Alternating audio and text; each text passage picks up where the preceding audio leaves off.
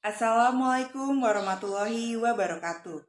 Shalom, Om Swastiastu, Namo Buddhaya, Salam Kebajikan. Di sini, kami dari kelompok Aicha Ais akan mempresentasikan tentang materi hak milik hukum perdata. Sebelumnya, perkenalkan, nama saya Made Ratna Dewi dengan NPM 24 12 01 12 94. Apa sih itu pengertian dari hak milik? Hak milik adalah hak untuk menikmati suatu benda dengan sepenuhnya dan untuk menguasai benda itu dengan sebebas-bebasnya asal tidak dipergunakan bertentangan dengan undang-undang dan peraturan umum yang diadakan oleh kekuasaan. Lalu selanjutnya, dalam ketentuan pasal 570 KUH Perdata dapat diuraikan pengertian hak milik, yaitu 1. Hak milik adalah hak paling utama karena pemilik dapat menikmatinya dengan sepenuhnya dan menguasai sebebas-bebasnya. Yang kedua, hak milik tidak dapat diganggu-gugat, baik oleh orang lain maupun oleh penguasa kecuali dengan alasan, syarat-syarat, dan menurut ketentuan undang-undang. Selanjutnya, dalam pasal 570 KUH Perdata dapat diketahui pembatasan-pembatasan hak milik adalah sebagai berikut. 1. Tidak bertentangan dengan undang-undang, yang artinya penggunaan hak milik dibatasi oleh undang-undang harus tidak bertentangan dengan peraturan umum atau undang-undang yang berlaku. Contohnya, pemilik rumah bebas menggunakan dan menguasai rumahnya untuk keperluan sendiri, tetapi tidak boleh digunakan untuk tempat perdagangan minuman keras ataupun narkotika karena bertentangan dengan undang-undang. 2. Tidak menimbulkan gangguan terhadap orang lain, yang artinya penggunaan hak milik ini tidak boleh menimbulkan gangguan terhadap orang lain atau hak-hak orang lain. Contohnya, pemilik tape recorder membunyikan tape recordernya itu dengan keras sehingga mengganggu ketentraman tetangganya. 3. Tidak menyalahgunakan hak. Penggunaan hak milik harus tidak disalahgunakan, yang dimana mereka tidak boleh berbuat semaunya, termasuk menyalahgunakan haknya itu. 4. Pembatasan oleh hukum tetangga. Hukum tetangga adalah hukum yang mengatur hak dan kewajiban orang yang hidup bertetangga. Hak dan kewajiban tersebut berkenaan dengan penggunaan dan penguasaan hak milik yang letaknya berdekatan atau berdampingan. Contohnya pada pasal 666 KUH Perdata memberi hak kepada tetangga untuk menuntut tetangga yang lainnya supaya memotong dahan pohonnya menjulang ke atas pekarangan tetangga tersebut sehingga sampah pohon tersebut tidak mengotori dan membahayakan tetangganya.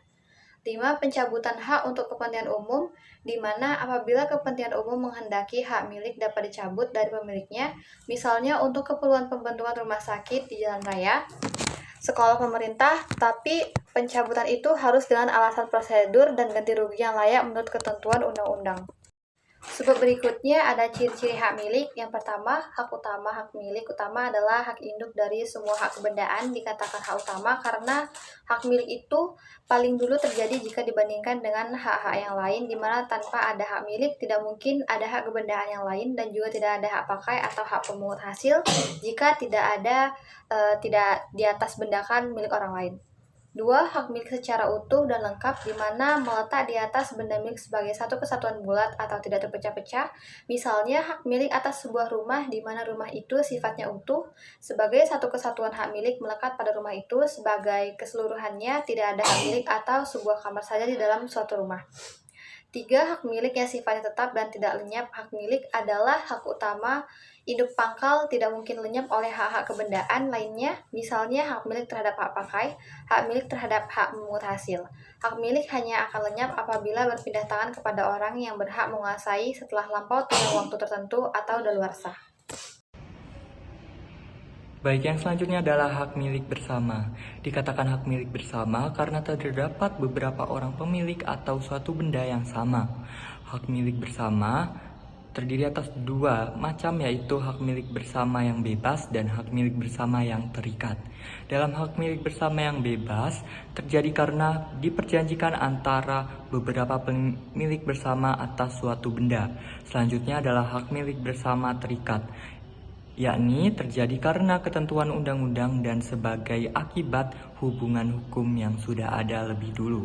Misalkan pemiliknya bersama harta perkawinan. Baik, yang selanjutnya adalah penyerahan.